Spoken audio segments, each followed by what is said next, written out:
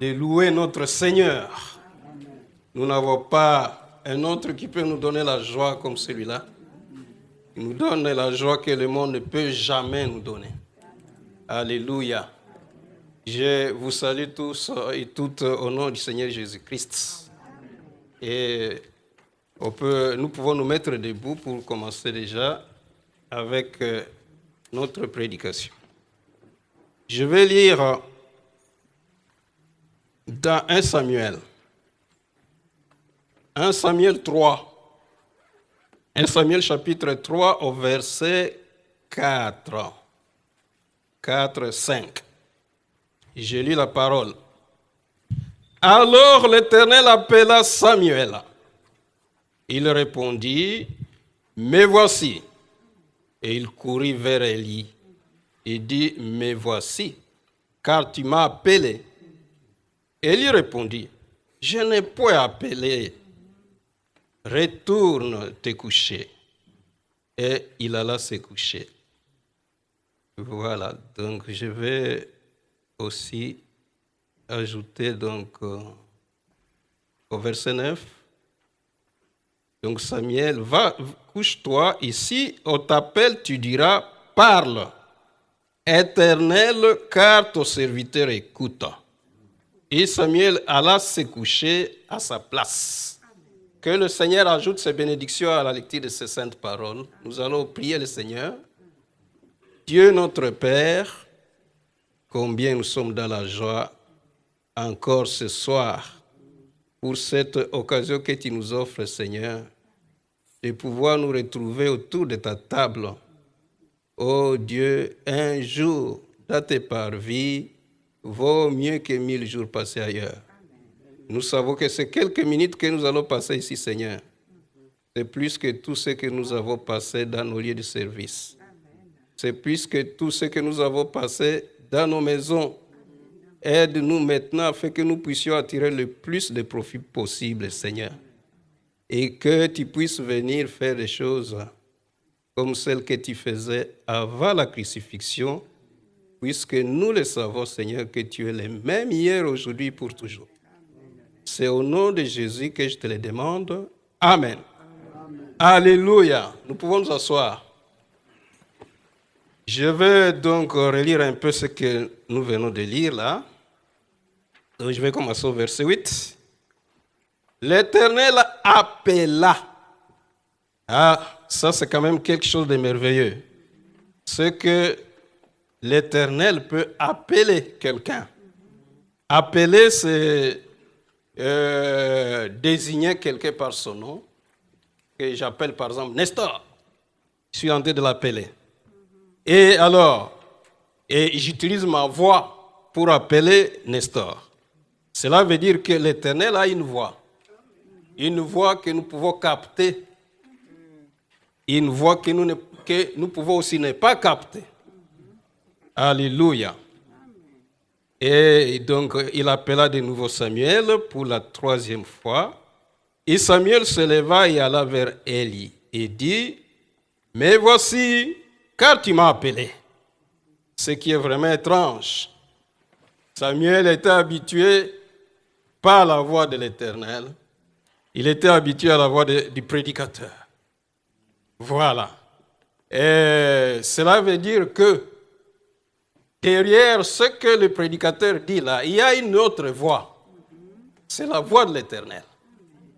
Est-ce que vous avez déjà capté cette voix depuis que vous avez cru derrière la voix du prédicateur?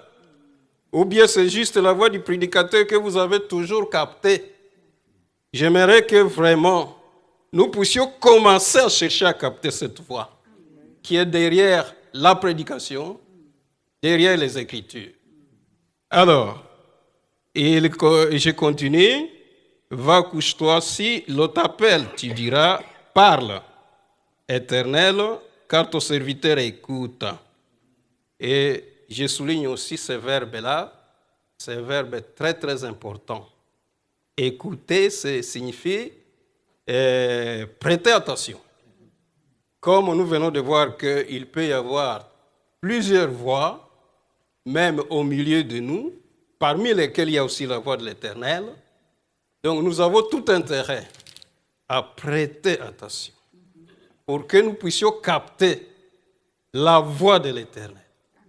Alléluia. Alors le thème que nous allons nous partager, je vais l'intituler Écoutez sa voix.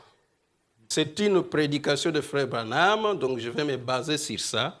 Il avait prêché le 5 octobre 1958.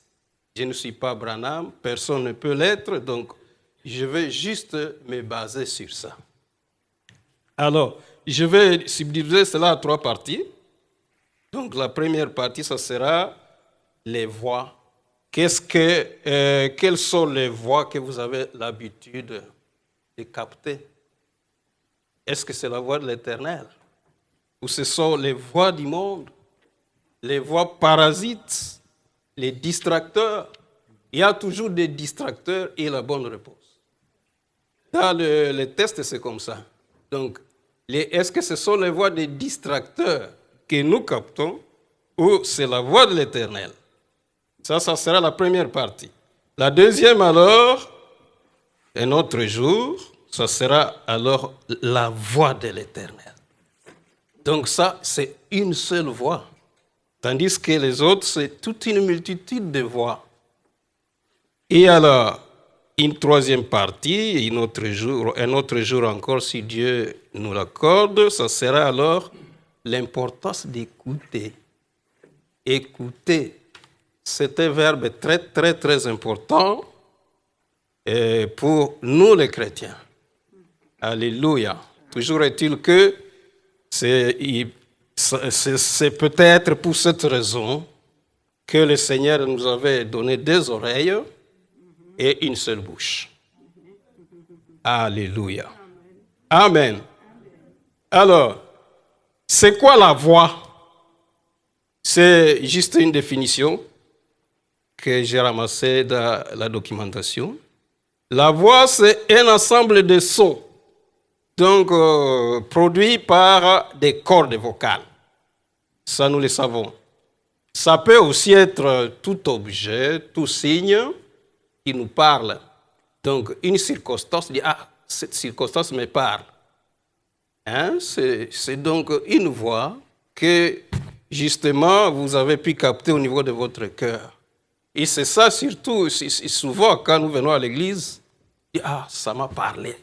On ne sait pas comment la prédication vous a parlé. Vous êtes seul à le savoir. Alléluia. Amen.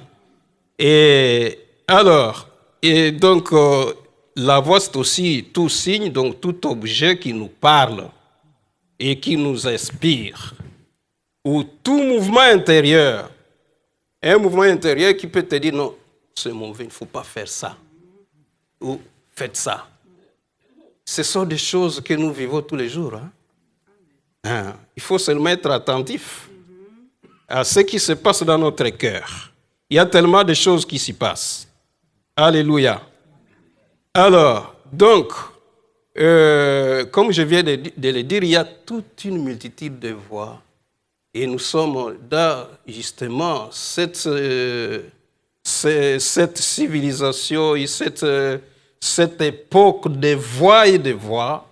Et c'est tout un défi pour que nous puissions capter la voix de notre Seigneur. Et apparemment, toutes ces voix-là parlent un peu plus fort, pas un peu plus, mais toujours plus fort que la voix de notre Dieu, qui est un murmure doux et subtil. C'est un murmure doux et subtil. Subtil signifie qu'il échappe à l'intelligence. Quand, par exemple, on demande, quand tu dis, mais il m'a parlé, tu ne sauras pas nous expliquer comment Dieu t'a parlé. Ça peut être même une voix audible, mais c'est là d'abord. Ça, c'est capté par le cœur. Amen. Alors, je vais commencer justement par parler un peu, comme je l'ai promis, de toutes ces voix-là, les voix du monde, les distracteurs.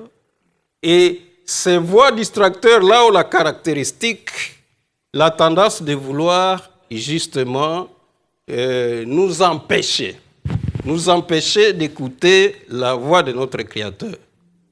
Amen. Alors, je les appelle les voix du monde. Ce sont toutes ces influences séductrices et des distractions qui détournent l'homme de Dieu. C'est donc autant tous ces bruits-là, extérieurs et intérieurs, même à l'intérieur, là. Il y a des bruits, des inquiétudes, des pensées vagabondes qui ont tendance à étouffer la sainte voix de Dieu. Donc ce sont autant de bruits extérieurs et intérieurs de nos préoccupations, de nos désirs. Et là, quand je parle, chacun le sait, ce sont des choses que nous vivons au jour le jour. N'est-ce pas? Je ne sais pas si je suis en train de mentir. Alléluia. Amen, amen. Alors nous allons essayer d'étudier ces quelques voix aujourd'hui.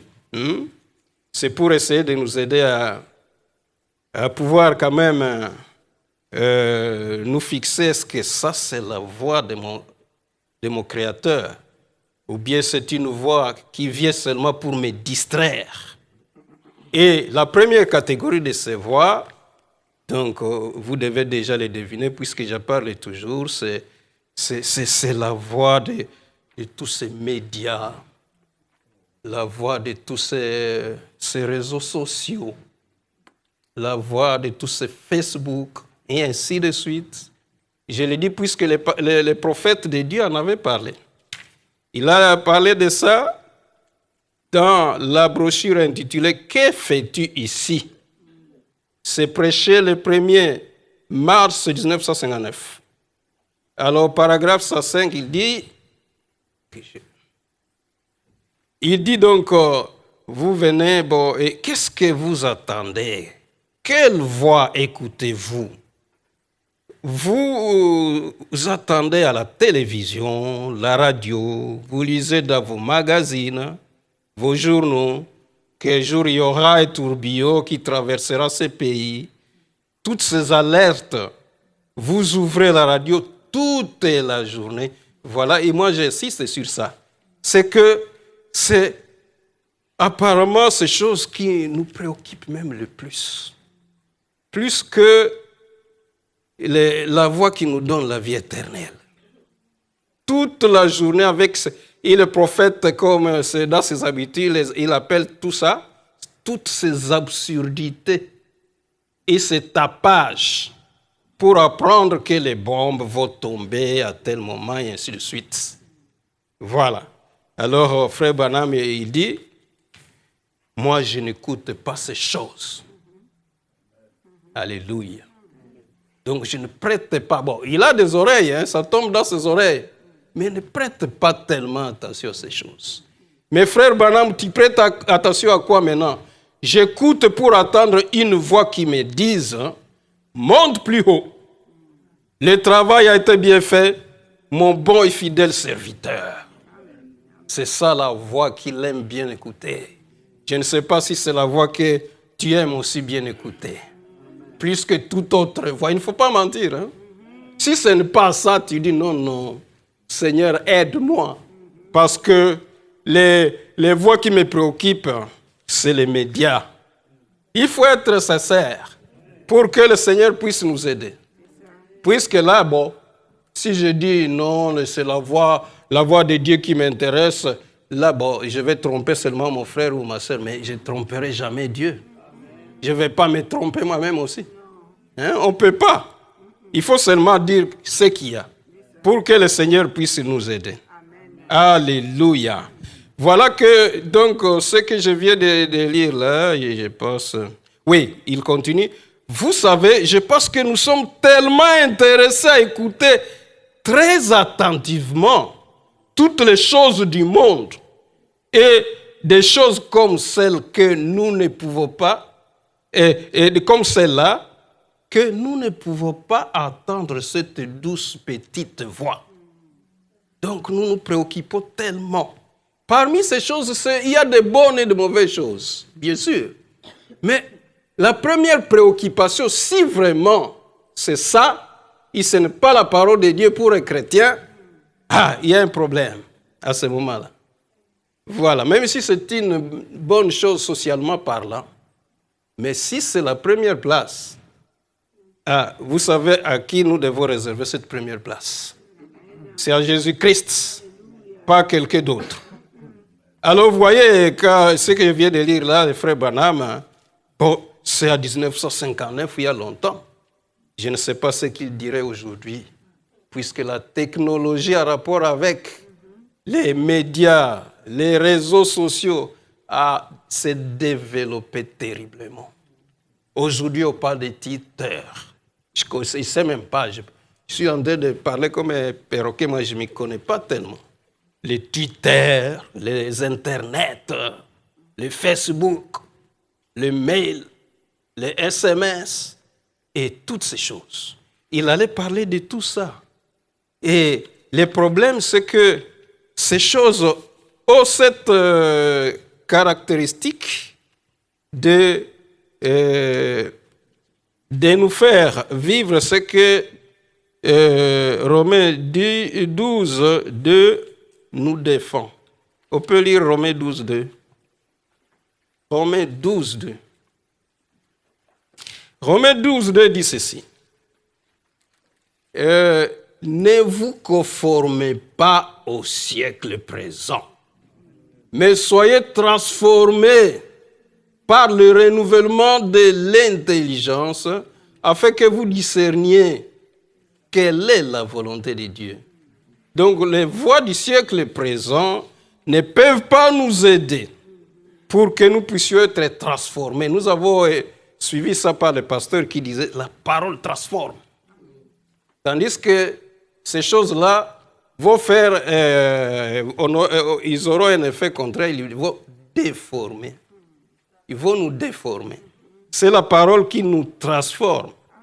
Alors, donc, ces médias, ces réseaux sociaux nous poussent souvent, par exemple, à nous conformer aux tendances du monde. Hein? Comme le monde aujourd'hui, c'est les gros écrans comme ça. Moi aussi, moi aussi, moi aussi, moi aussi. Comme le monde, c'est je ne sais pas ça. Moi aussi, moi aussi, moi aussi. Et c'est ce qui nous empêche d'écouter la petite voix. Et c'est cette petite voix qui a tous les secrets possibles. C'est cette petite voix qui a le secret même de la guérison. Puisque derrière toutes ces écritures, ici, il y a des voix réelles, véritables. Même cette écriture qui dit « Je suis l'Éternel, votre Dieu, qui vous guérit de toutes vos maladies », aussi longtemps que ce n'est qu'une répétition, vous n'allez pas être guéri. Il faut que ça vous parle. Quand ça vous parle, d'une manière spirituelle, la guérison est automatique. Alléluia. Amen. C'est automatique. Dieu n'est pas un homme pour mentir, ni un fils d'homme pour tromper. Alléluia. Le problème, c'est que c'est juste une écriture. Non. Jésus-Christ n'est pas juste une écriture. C'est une personne vivante qui continue à parler jusqu'à aujourd'hui, au travers de ses écritures. Alléluia. Amen, amen. Voilà. Maintenant, où est-ce que je suis? Ok, ça c'est la voie. Je vais abandonner un peu cette voie-là, ces voies-là. Alors, il y a aussi les voies de l'intellectualisme. Frère Branham, bon, nous tous on a étudié, mais c'est ça, il disait, pas à l'université, c'est pas loin de Dieu.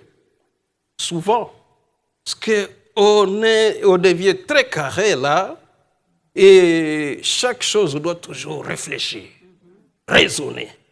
Et devant la parole de Dieu, ça commence maintenant justement à intervenir. On doit réfléchir, raisonner pour la parole de Dieu et tout ça.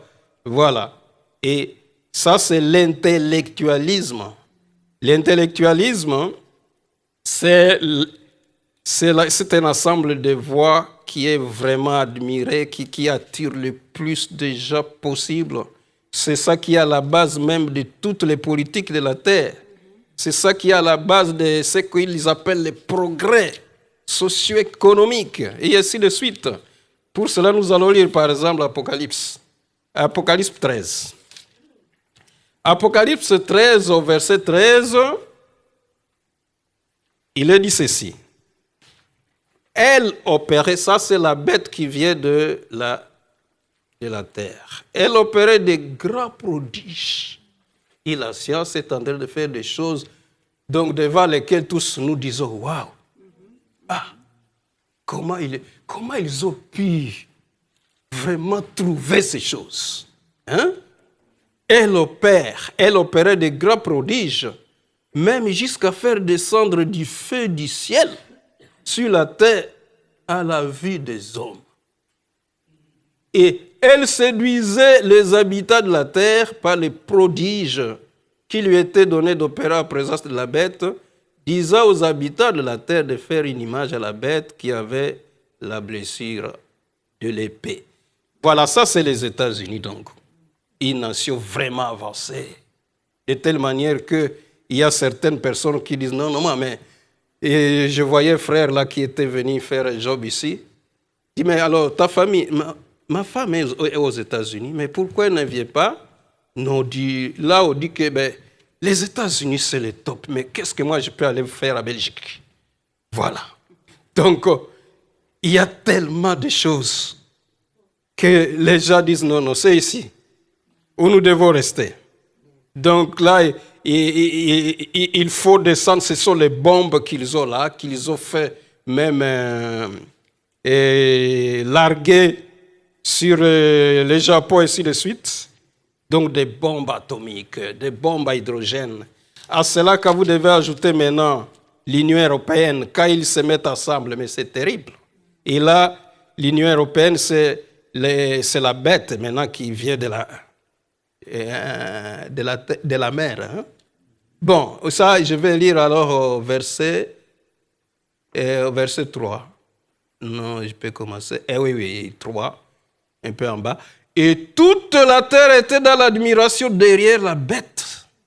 Et ils adorèrent le dragon, parce qu'il avait donné l'autorité à la bête. Ils adoraient la bête en disant, qui est semblable à la bête? Donc les gens adorent la science. Qui est semblable? Parce qu'il faut tellement de choses extraordinaires. Et nous, les chrétiens, si vraiment vous êtes entrés dans la nouvelle naissance, si vous êtes entrés derrière le voile, mais quand vous regardez toutes ces choses, il y a plus que ça. Les choses de Dieu, c'est beaucoup plus merveilleux. Vous n'allez pas chanter comme eux, qui est semblable à la bête, mais nous chantons qui c'est CD 149, il dit, qui est puissant comme toi, Éternel, notre Dieu, qui est semblable à toi. Parce que quand vous entrez là, vous voyez que ce que les hommes appellent grâce, c'est rien du tout. C'est Dieu qui est le plus grand, le Dieu tout-puissant. Alors donc là, c'est juste pour vous dire que l'intellectualisme parle beaucoup aux gens et c'est justement pour essayer de nous éloigner des dieux.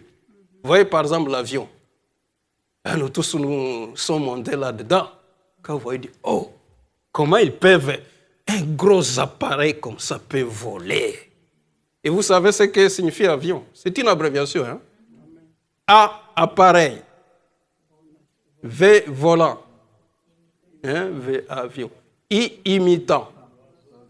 L'oiseau naturel. Vous voyez, quand vous êtes en train d'adorer l'avion là-bas, vous oubliez justement la chose à partir de laquelle l'avion a été imité. C'est l'oiseau. Hein? Et ils n'ont fait qu'essayer d'imiter. Ils ne parviendront jamais à créer un oiseau. Puisque l'oiseau, lui, a la vie. Amen. Et quand il se déplace, est-ce qu'il a besoin de pilote? Est-ce qu'il a besoin de centrale, une télécentrale de direction? Jamais. Est-ce qu'il a besoin de carburant? Mais c'est plus merveilleux. Mais comme tous les regards c'est sur l'avion, c'est fini, on oublie On oublie la chose même à partir de laquelle on avait imité. On oublie Dieu. Vous voyez comment ces choses nous éloignent un peu. Amen. C'est ça donc. Avec la science, même quand nous l'introduisons dans la parole ici, on ne connaîtra jamais Dieu. C'est le prophète qui l'a dit. C'est ce qui était arrivé à Moïse. Donc, parce que ça s'introduit aussi dans la science, vous verrez quelqu'un là, vraiment, il connaît toute la Bible, toutes les Écritures, toutes les brochures. Ça, c'est la connaissance scientifique. C'est la connaissance scientifique. Et ça ne va pas me donner la vie éternelle. Parce que la vie éternelle, ce n'est pas qu'ils connaissent les Écritures. La vie éternelle, c'est qu'ils te connaissent, toi, le seul vrai Dieu. Et celui que tu as envoyé, le Seigneur Jésus-Christ. C'est connaître la personne dont parlent les Écritures. Alléluia. D'ailleurs, on critiquait beaucoup les frères Branham. Mais toi, tu ne connais pas ta Bible, monsieur. Hein? Mais tu ne connais pas les Écritures. Dis, bon, ça, ce n'est pas un problème pour moi. Mais je connais au moins la personne qui a écrit la Bible. Alléluia. Amen. Il connaît la personne. Si la personne qui a écrit la Bible me révèle ça, il va le faire. Hein? Quand vous connaissez les donateurs, c'est ça l'essentiel. Alléluia. Amen, amen. Je suis en train de surveiller toujours. Voilà. Donc, vous voyez, c'était ça le problème de Moïse. Hein? On va lire un peu dans Acte 7. Moïse a été vraiment formé correctement dans toute la sagesse des Égyptiens. Il a été fort, puissant en parole, puissant en œuvre. On va voir ça dans Luc, Acte 7. Acte 7. Voilà. Acte 7, on va commencer à quel verset là? Verset 22. Alors, Moïse fut instruit dans toute la sagesse, pas une partie. C'était savant. Dans toute la sagesse des Égyptiens.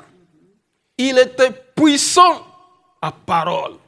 Quand il parlait là même, quelle éloquence! Et en œuvre, c'était ça Moïse.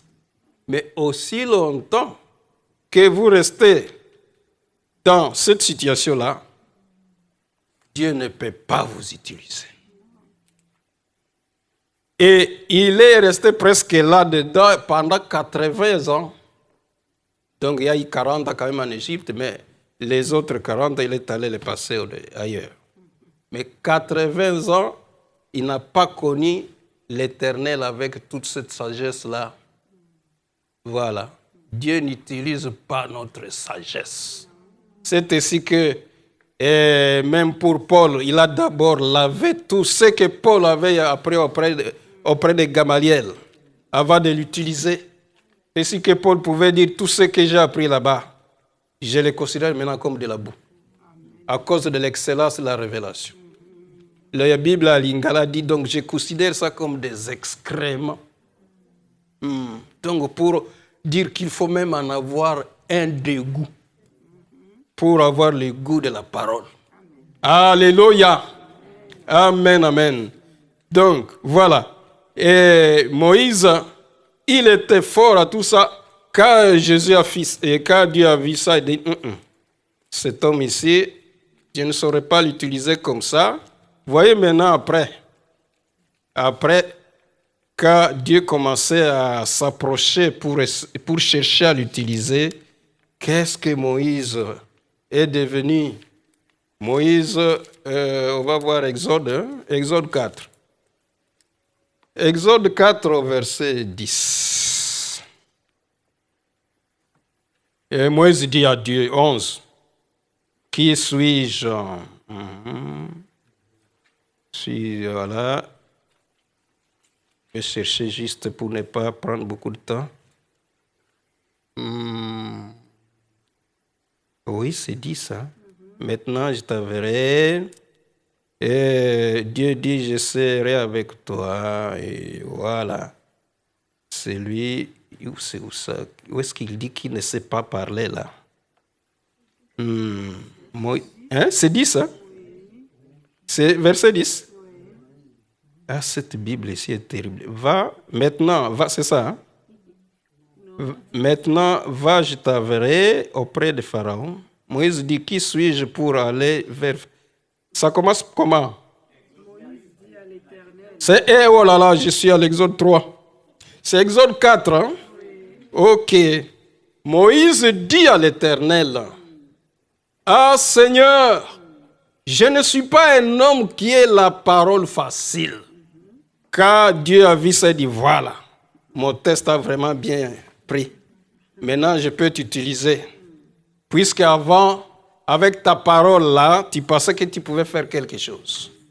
Nous ne pouvons rien sans lui. Parce que la Bible le dit, sans moi, vous ne pouvez rien du tout.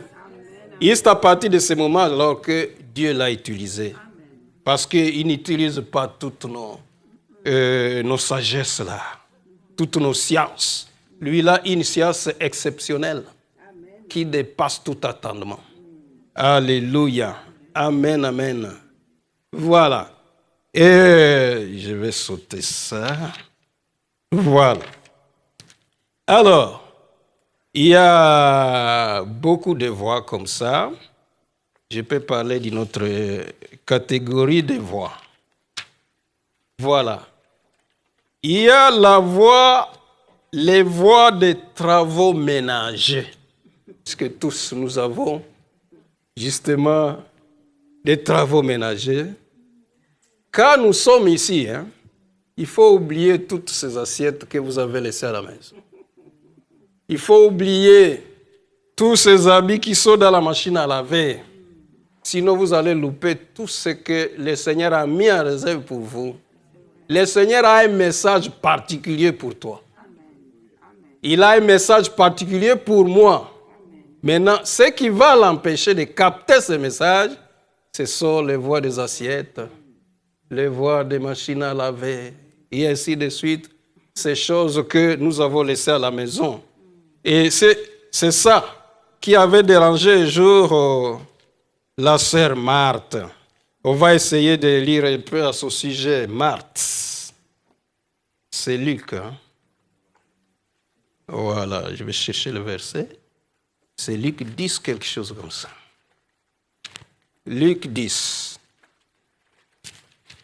Notre sœur Marthe. Les 65.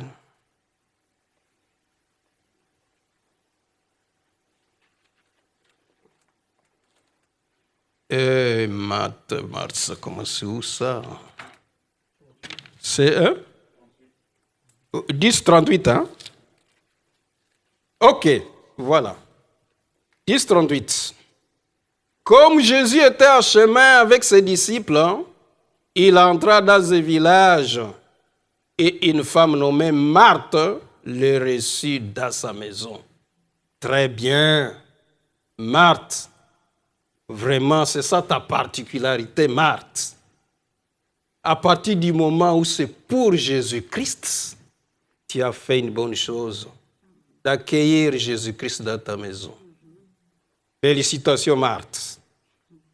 Elle avait une sœur nommée Marie qui s'était assise aux pieds du Seigneur, écoutait sa parole. Oh Marie, encore une fois, Marie, toi aussi. Très bien. Tu fais quelque chose de très bien. Puisque tu fais ça pour la gloire du Seigneur. Tout c'est pour la gloire du Seigneur. À partir du moment où tu fais quelque chose pour sa gloire, Dieu est dans la joie. Si tu es en train de balayer la salle ici, pour la gloire du Seigneur, c'est un grand travail. Et le Seigneur va te récompenser, peut-être même plus que les prédicateurs. C'est un travail. Vous savez que l'adoration, là, donc, il y avait, dans la Bible, on a pris beaucoup de temps pour lire, il y avait une dame, une veuve, là, du nom de Anne. On dit qu'elle passait tout son temps au temple, nuit et jour. Il priait, il jeûnait. Et la Bible dit, c'est comme ça qu'il servait l'Éternel. C'était ça son ministère. Parce que nous, chrétiens, nous sommes comme des médecins. Donc, tout médecin spécialiste, il connaît des généralités de la médecine. Hein? Et on nous demande aussi, par exemple, d'accueillir les gens, exercer l'hospitalité. Mais il y en a qui ont ça comme ministère, comme spécialité. Et je pense que c'était ça la spécialité de Marthe. Oui, très bien. Et on nous demande de prier, nous tous. Tout chrétien doit prier, mais il y en a qui ont ça comme ministère. Donc, quand lui prie là, vous ne saurez pas prier comme lui. Donc, c'est tout le temps qu'il est à prier. Hein? Ce n'est pas qu'il est supérieur à vous. Vous aussi, vous avez votre particularité que vous devez chercher à découvrir. Alors, Marthe, très bien. Marie, très, très bien. Et nous continuons maintenant. Elle avait une sœur nommée, ainsi de suite. Marthe, occupée à divers souhaits domestiques, survint et dit, ah, ça commence à être un problème. Tu abandonnes ton ministère, Marthe. Qu'est-ce qui ne va pas? Marthe survint et dit, Seigneur. Oui, ça c'est bien quand même que tu l'appelles Seigneur. Oui, mais est-ce que ça vient de la bouche ou bien du cœur? On va voir. Cela ne te fait-il rien que ma sœur me laisse seule pour servir?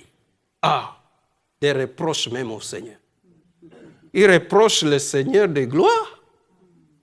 Lui qui connaît toutes choses. Aussi longtemps qu'il était en train de faire son travail là-bas, le Seigneur, ce n'était pas un problème. Au contraire, le Seigneur était content. Mais le problème, il abandonne son ministère pour aller déranger le ministère de quelqu'un d'autre. Oh, Marthe.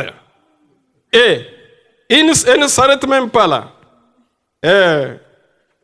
Dis-lui donc de m'aider. Oh, mais tu exagères, Marthe. Donc, que Marie abandonne l'adoration pour aller t'aider. Mais, et Jésus alors? Jésus va rester seul là. Si c'était un frère Flavien petit là, ça pouvait se comprendre. Mais pas Jésus. Jésus, c'est un autre, pas comme les autres. Jésus, c'est une personne pas comme les autres. Quand il arrive ici, chacun doit faire selon justement la particularité qu'il lui a donnée. Juste pour que Jésus puisse être servi. Voilà. Donc, ce qu'il t'a donné comme particularité, tu le fais. Alors Jésus est content. Aussi longtemps que Marthe était là, en train de travailler, Jésus était dans la joie. Mais, oh, Marthe a loupé. Il est maintenant, elle est venue, elle voulait même interrompre l'adoration.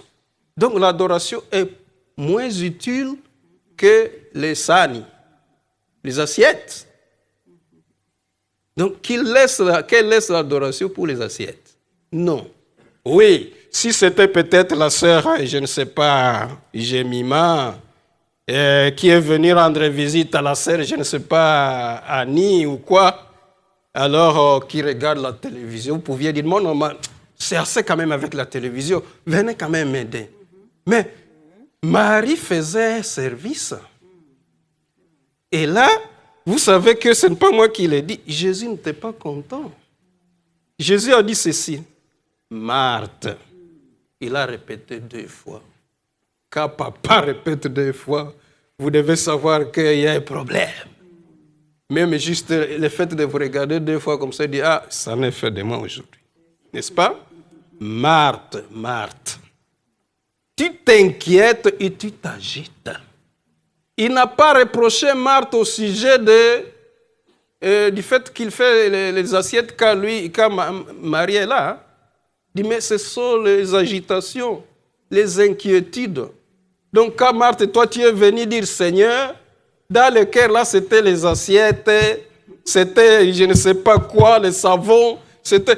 Vous voyez, aussi longtemps que dans le cœur, ce sont les assiettes, ce sont les savons, et ainsi de suite, votre adoration, votre service est vain. Puisque la Bible dit, ce peuple est mon ordre de lèvres, mais son cœur est éloigné de moi. C'est à vain qu'il me rende.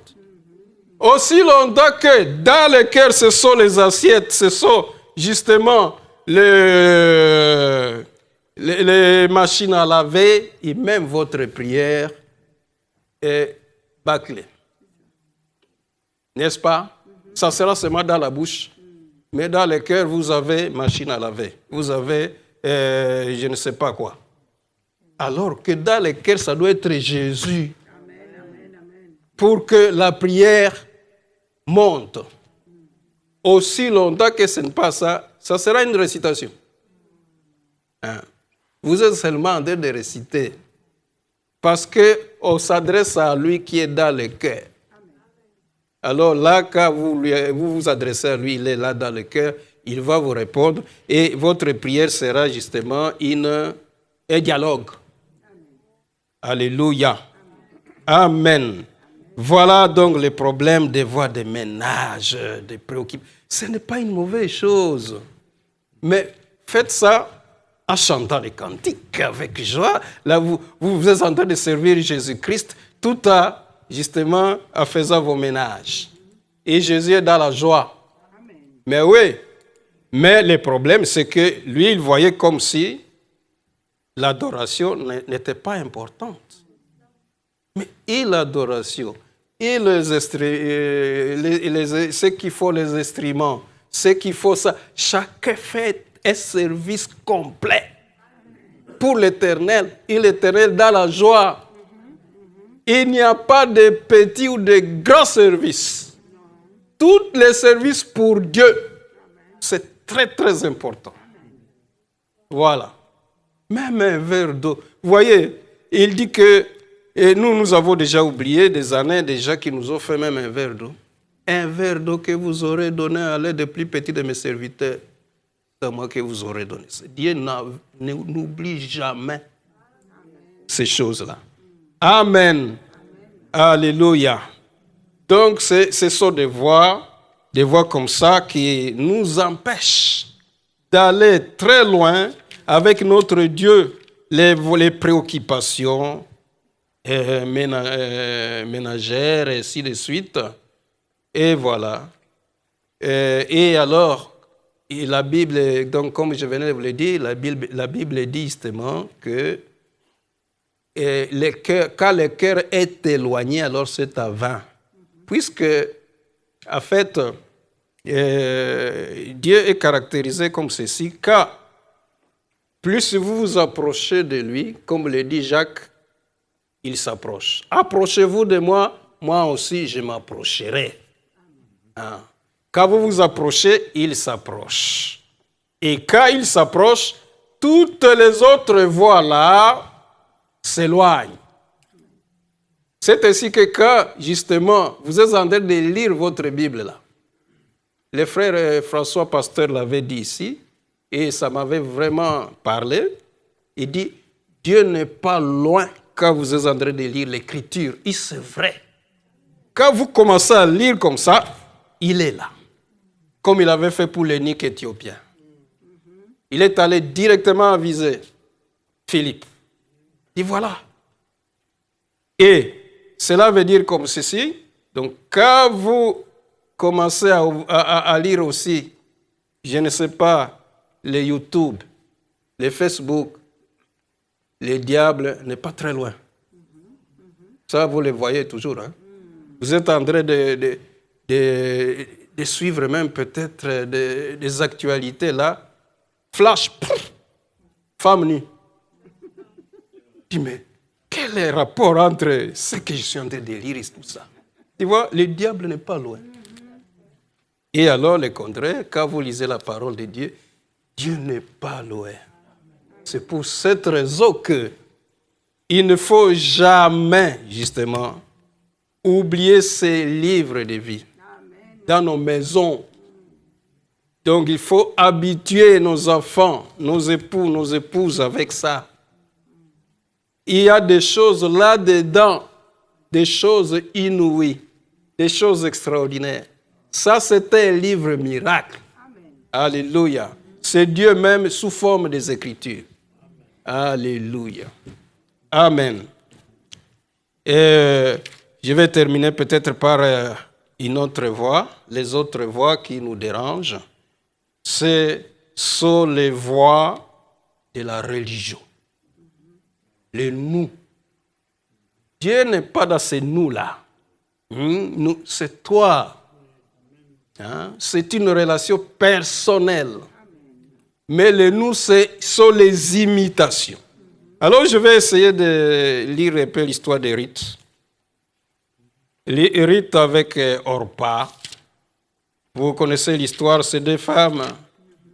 Elles ont accompagné, elles ont suivi leur belle-mère, Naomi, le type d'Israël. Alors, il y avait Ruth, il y avait aussi Orpa. Ça se trouvait Ruth au premier chapitre. Alors, Ruth, premier chapitre, au verset 6. Puis elle s'éleva, elle et ses belles filles, afin de quitter le pays de Moab. Car elle a appris au pays de Moab que l'Éternel avait visité son peuple. Il lui avait donné du pain. Donc, toutes les deux femmes se sont levées. Ils ont quitté Moab. Donc, ce n'est pas encore ça qui est suffisant. Ce n'est pas ça le signe. Puisque nous allons découvrir par après que, justement, de ces deux femmes, il y a une qui est retournée vers ses dieux, vers ses coutumes. Alors, au verset 7, elle sortit du lieu qu'elle habitait, accompagnée de ses belles filles, et elle s'est mise en route. Toutes les deux se mettent en route. Donc, un esprit religieux, c'est un esprit là vraiment que vous avez difficile à discerner. Donc, tous nous faisons la même chose, mais il y a ceux qui ont juste la religion, et c'est là qui ont la révélation. Voilà. Donc, elle s'est mise en route pour retourner dans le pays de Juda. Alors, je vais sauter. Voilà. Non, bon, je peux continuer au verset 8. Et Dieu a une bonne technique pour tester ça. Il n'y a que Dieu qui sait tester les choses-là.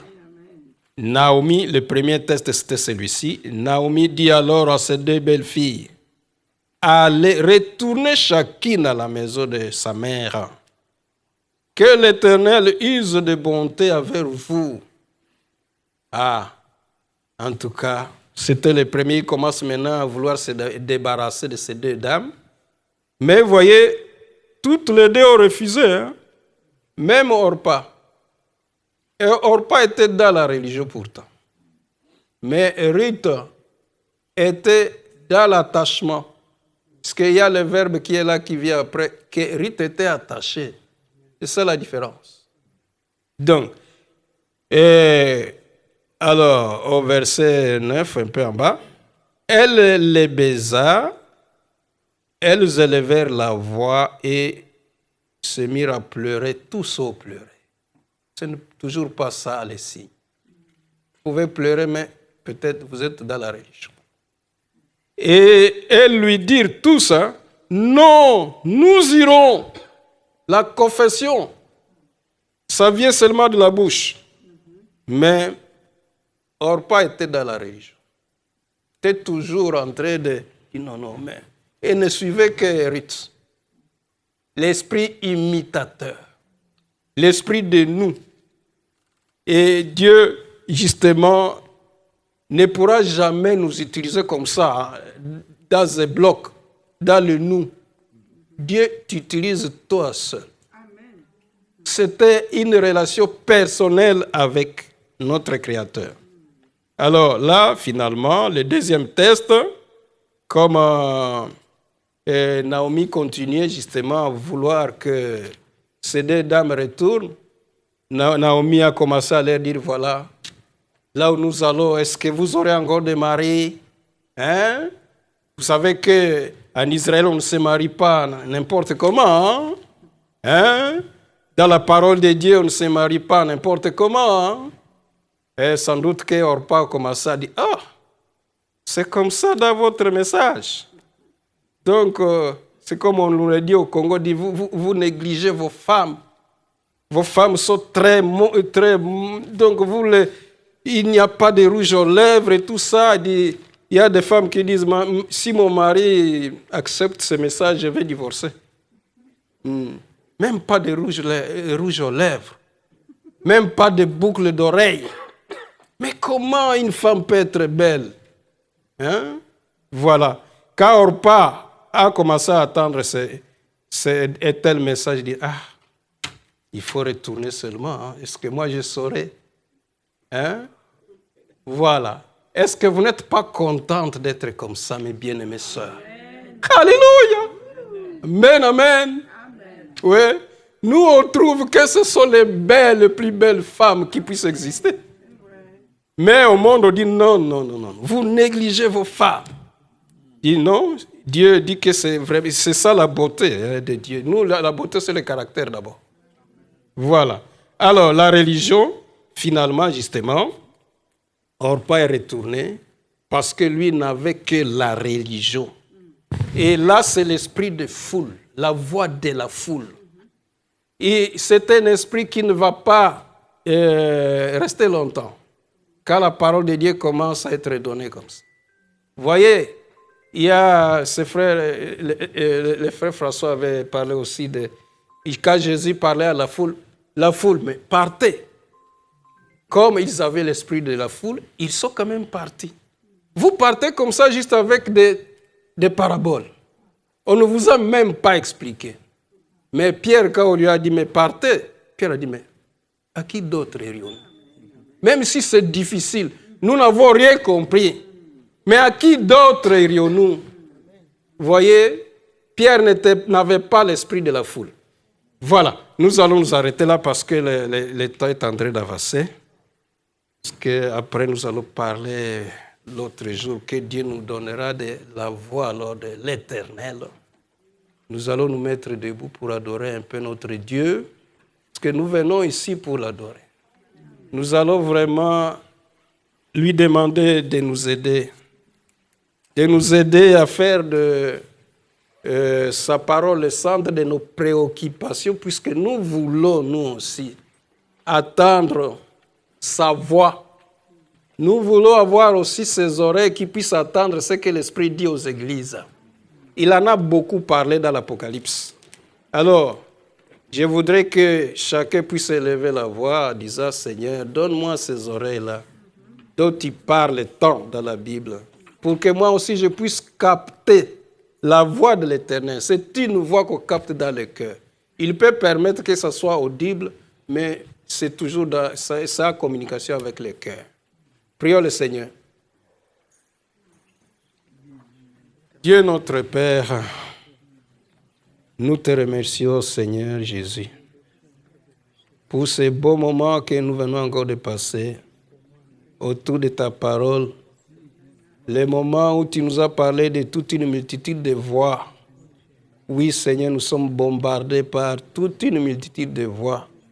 Et c'est tout un défi pour nous, Seigneur, de pouvoir capter le murmure doux et subtil qui est ta voix. C'est pour cette raison, ô Dieu, mon Créateur, je te demande, Seigneur, d'éveiller mes oreilles, afin que je puisse écouter comme écoutent les disciples, que je puisse être à même, Seigneur, de capter la voix qui se trouve cachée derrière les Écritures, la voix qui se trouve cachée derrière la prédication, la voix qui se trouve cachée derrière les cantiques, la voix qui se trouve cachée derrière tout, parce que j'ai appris, Seigneur, que tu parles tantôt d'une manière, tantôt d'une autre. Accorde-nous cela, Seigneur. Oh Dieu, puisses-tu nous venir en aide? Tu connais notre nature. Tu sais combien nous sommes faibles. Tu sais toi-même, Seigneur, oh Dieu, la matière dont tu nous as constitués. Mais nous venons auprès de toi, puisque nous savons, Seigneur, qu'il n'y a que toi qui peux nous aider. tes fils et tes filles, Seigneur, sont venus pour t'écouter. Maintenant, mon Dieu, ne permets pas que, Seigneur, elles puissent retourner comme les gens de la foule, qui sont retournés comme ça avec des paraboles. Au lieu de rester pour attendre la voix derrière ces paraboles, oh Seigneur, merci. Que la voix de l'Éternel puisse continuer à nous parler jusque dans nos maisons, Seigneur. Que la voix de l'Éternel puisse continuer à nous parler jusque dans nos lieux de service. Que la voix de l'Éternel puisse continuer à nous parler même quand nous contemplons la nature. Parce que la Bible dit, la nature elle-même ne vous enseigne-t-elle pas? Oh Seigneur, merci. Alléluia. Merci Seigneur. Merci Roi des rois. Merci Seigneur des seigneurs. Merci donateur de tout don excellent.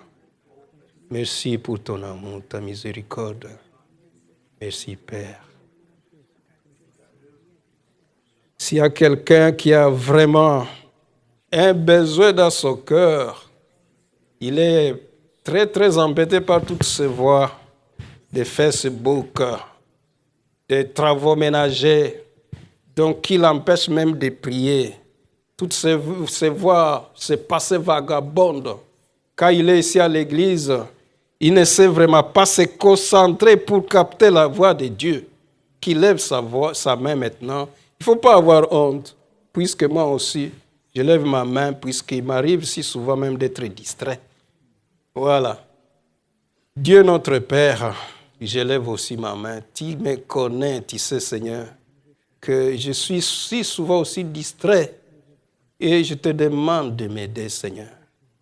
Toi qui es celui qui avait aidé Élie, ton serviteur, afin que Père ne puisse pas aller se prosterner devant tous ces grondements de feux de brousse, tous ces grondements de tremblements de terre, tous ces grondements, oh Dieu, de vent impétueux, et qu'il puisse attendre que le murmure doux et subtil puisse arriver. Aide aussi mon frère, Seigneur. Aide ma soeur, puisque nous voudrions vraiment te connaître dans ta puissance de résurrection. Nous avons appris, Seigneur, que le secret de toutes choses, c'est cette petite voix qui est derrière les Écritures. C'est cette petite voix qui est derrière la prédication. Et c'est ce que nous ratons si souvent, Seigneur. Et aujourd'hui, nous ne voulons plus rater cela. Et nous te demandons de nous aider, Seigneur. Bénis cette église. Bénis le pasteur que tu as établi. Oui, Seigneur, comme pasteur dans cette église, mon bien-aimé frère François. Bénis son ministère. Bénis sa famille, Seigneur. Bénis les familles, oui, de tous tes enfants. Ils ont sacrifié de leur temps et de leur énergie pour toi. Seigneur Jésus, puisses-tu les récompenser? Puisses-tu leur donner au centuple tout ce qu'ils ont pu vraiment, Seigneur? Oh Dieu sacrifié. Accorde-nous cela et sur le chemin de retour, retourne avec nous. Que le règne, l'honneur, la gloire ne retournent qu'à toi. Au nom de Jésus, ton Fils bien-aimé. Amen. Alléluia. Que le Seigneur nous bénisse et allez dans la paix de notre Seigneur. Alléluia. Merci.